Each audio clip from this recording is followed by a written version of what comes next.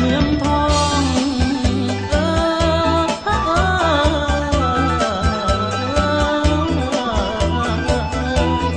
ดังเมืองทองของถิ่นที่สุขสดสีเมืองเท้าเงาก่อนหน้านี้จินไทยลาวสมทบเข้าหลายชุมชนสร้างวัดใหม่ให้โดดเด่นบริเวณกูกระโดนท่าศาลารวมใจชนหลายปีพ้นเป็นวัดป่าธรรมไทยขอเล่าย่อขอสังเกตถึงขอบเขตเกษตรวิสัยกูกาสิงอยู่ไม่ไกล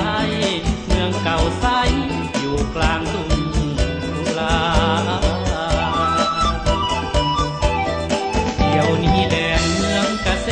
ตรวิสัยกุลาร้องไห้คลายหยดน้ำตามีข้าวหอมและปูปลาบัดนี้นาเรียกว่าทุ่ง